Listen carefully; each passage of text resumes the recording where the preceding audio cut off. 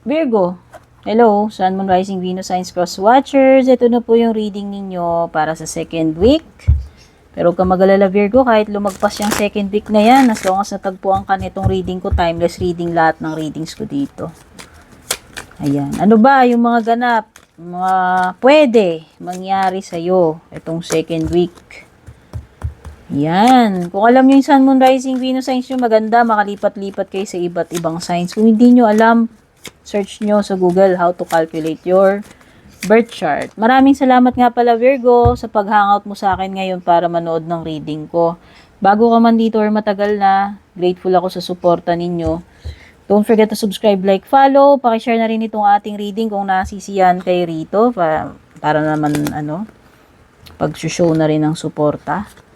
Thank you rin sa mga nag-avail ng private readings ko. By the way, mga interesado mag-inquire, mag-book, tingnan nyo na yung mga nakasulat sa description. Maraming salamat din dun sa mga nag-member, nag-avail ng subscription, pati yung mga nagpapadala ng stars at saka super thanks. Ayan, general reading to Pag sinabi nating general reading, walang specific topic. Pwedeng iba sa inyo, makaka-relate kayo pagdating sa pag-ibig, pwedeng iba nakaka-relate kayo pagdating sa love life ninyo, etc. etc.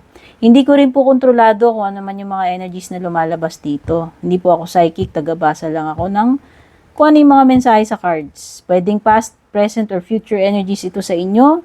Pwedeng energy ng person mo o yung person na nakaka-deal mo. Iyan. Bahala na po kayo. I-adjust yung mga expectations ninyo.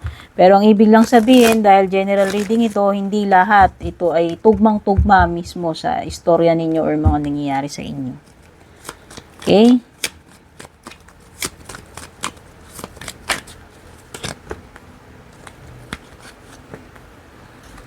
Five of Wands, dalawang five yung mga marunong dyan sa numerology, wala ako alam dyan Search nyo na lang kung ano ibig sabihin dalawang 5. Tatlong 5. 555. Parang yung sardinas lang. Search, search nyo na, Virgo, ano ibig sabihin ng 5. Tapos i-plus mo yun. 5 plus 5 plus 5 is 15. So, 15 sa numerology, magta-turn out pa rin siya. 1 plus 5 is 6. So, yan. Search nyo number 5.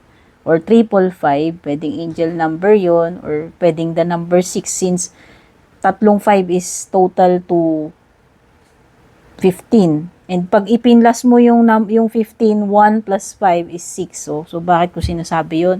Ewan ko, ganun yung mga nakikita ko. Sinisimplify lang nila, kinukompute nila until maging single digit. Okay?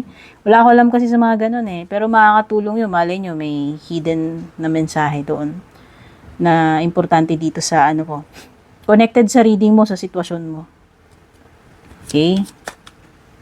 So, may mga signs na na-pick up yung cards dito, whether itong mga signs na to ay may direct na kaugnayan sa mga magaganap sa'yo or sa sitwasyon mo sa ngayon. Pero pwede rin namang wala. No? So, huwag nyo nang pagsakitin yung ulo ninyo kung hindi nagre-relate. Pero banggitin ko na lang din yung mga signs na lumalabas sa cards. Pwedeng may Leo, may Aquarius, may Libra, Aries, and Taurus. Okay? Pag hindi nagre-resonate, ibig sabihin, hindi para sa'yo. Ha? Ganun lang yon. So, huwag na kayong pilosopo na sasabihin nyo, paano mangyayari yan? Ibinlock niya na ako. Kasi iba rito, ganun, i-comment pa paano naman mangyayari yan? Ibinlock niya na ako. Syungi ka pala nablock ka na pala Bakit mo pa i-comment yun? Ewan ko, sino ba nag-iisip sa atin? Ikaw ba? O ako? Alam mo na pala binlock ka na, tapos pilit mo pa. Yung mga scenarios na sinasabi ko sa inyo. Diba? Kung tutusin, nonsense pa, nababanggitin mo yun di ibig sabihin noon, hindi para sa'yo yung reading, dear. My gosh. Hindi ko yan i-explain kung Diyos ko. Pero dapat pala hindi ko na lang in-explain. Kasi iba may common sense naman sila, nagigets nila agad. Sorry naman. Na-i-share ko lang. So, may justice card ka rito.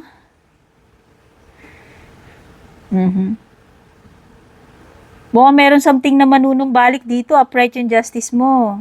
O pwedeng this is good karma. or magagandang consequences, effects. Basta, ito ay magandang side effect o resulta. O, ito, pwedeng legal matters to or decision. At kung decision ito, sa tingin ko, mukhang maganda yung decision na kalalabasan dito. Kumbaga, this is something na nag-a-align sa iyo, na hindi ka argabyado rito. Okay? Kasi justice is pagiging hindi biased o whether merong situation dito na kailangan na i-honor yung both sides, i-consider mo, timbangin mong mabuti bago ka mag-decide, hindi pwedeng maging biased, yung mga ganun. Or kung may decision man dito, hindi ka talo nga, hindi ka argabyado. Okay? So nakikita ko dito is manunumbalik na yung kaayusan, yung balance. Kung meron man something na na-disrupt dito, sa career mo man yan, sa kabuhayan mo, sa relationship mo, sa sarili mo. O, diba? There is harmony. Sabi ko na manunumbalik yung peace, yung harmony. So, definitely, this is good karma. Naganda. Siyempre, diba? Kung anong tinanim natin, yun yung aanihin natin. So, nakikita ko yung mga problema, mga conflict, drama-drama, mga complications na masusolusyonan. Ayan, no? Meron ditong parang alam mo yon, yung magkakaroon na kayo ng agreement, ng settlement, no? Nafe-feel ko yan with the 5 of Wands up, reversed and Justice card. Kasi magmi-meet na kayo in between in the middle magkakaroon kayo ng common ground. Kaya nga mareresolba ano man yung problema rito, yung issue. Oo, magmi-meet kayo sa gitna para balance. Yun yung nakikita ko So, this is a card of compromise. At maganda yung resulta. Kasi, mareresolba kung ano man yung issue dito. So, halimbawa, kung nagkaroon ng kaso, parang nag-usap na lang kayo, sige, ano na lang, magkasundo na lang tayo about dito. Halfway. Yung mga ganun. Yun na yung nakikita ko. Basta magmi-meet kayo sa gitna. And magkakaroon kayo eventually ng kasunduan na papayag na kayo. Maayos nyo na yung kung ano mang gusto or issue dito. Or legal matter, no? Kasi may mga legal matter dito. O, diba? Justice ang mananaig dito. If ever. May pagkakabati talaga. Ayan, no? 5 of Swords. O, yung mga nag-aawayan dito, tampuan, may mga nakaalitan man kayo, nagkaroon ng problema. Ayan. Pwede rin may hindi kayo na-expect. Pero this is positive card ha. By the way, sorpresa yan. Sorpresa. O baka daw sorpresahin ka ni jowa mo, ng asawa mo. Kasi parang yung lalaki dito, parang may tinatago siya na bouquet ng flowers. Okay. O baka this is also an energy of making up. Kung nagkatampuan man kayo, nawalan kayo ng, alam mo yun, nag-away kayo, nawalan kayong connection. Meron reconnection and making up. Babalik, pag-aayos magiging together again. O may naglayas man dito, nagal sa balutan, umalis sa bahay, umalis sa marriage, sa relationship. May babalik. So, may mabubuo uli dito na samahan, na marriage. Love returns or lover returns. O, may comeback talaga. Yun yung nakikita ko dito. Some of you, this is an indication ng pagpapakasal kung hindi ka pa nakakasal. Or kung meron man kayong aatin na nakasal, hindi man kayo yung ikakasal dito. Pwede ring may homecoming. Jowa mo man yan, o kamag-anak. O basta meron o baka may balikbayan, or basta. Kung hindi yan kasal, yan yung mga gathering with family. Yung mga reunion, no? So may magkikita-kita kayo uli doon. Sama-sama together, o diba? Ingat pagdating sa pera ha, kasi baka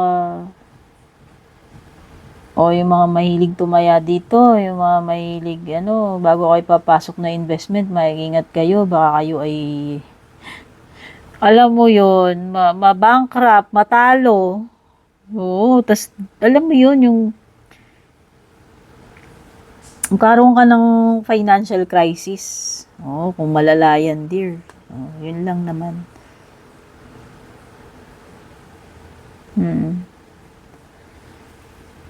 This is something na lugi eh. Talo ka eh. Sa pagdating sa pera, kaya yan ay something na mo, mag-pay attention ka dyan.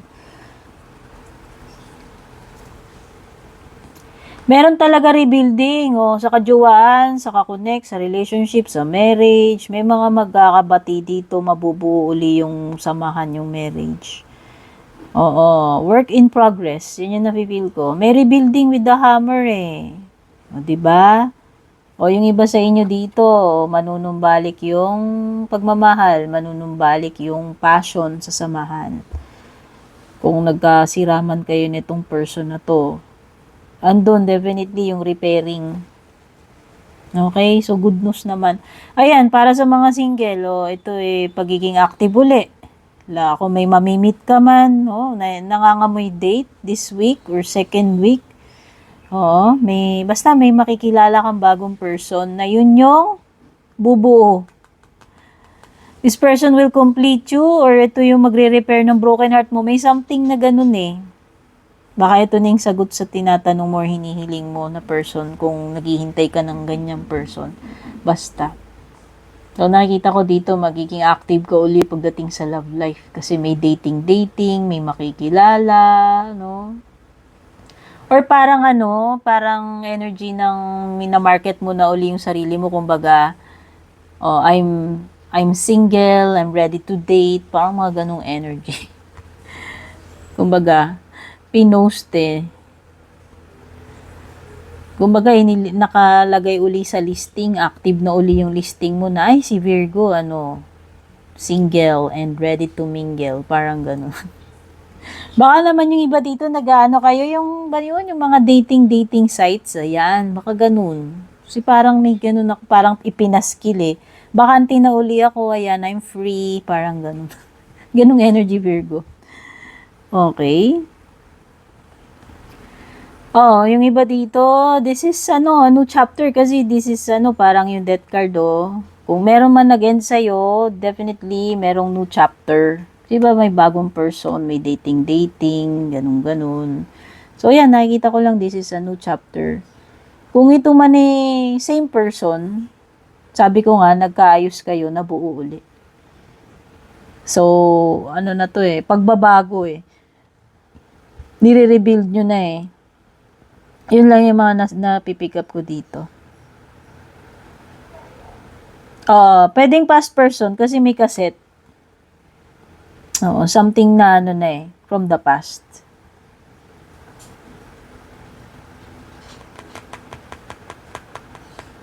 Or meron ditong something like LSS, yung parang hindi matanggal sa isip mo. Parang ganun. Or unforgettable. Something na panayang replay sa isip mo. May ganun dito sa cassette. Okay, so yan yung mga na-pick up kong energies dito sa iyong second week reading. Gawin mo lamang gabay ito. Sana makatulong sa iyong reading. Sana magkatotoo yung mga positive energies lamang pero hindi ko kontrolado yan. At least, nalaman natin, nakita natin kung ano yung mga paparating. Take care, babush!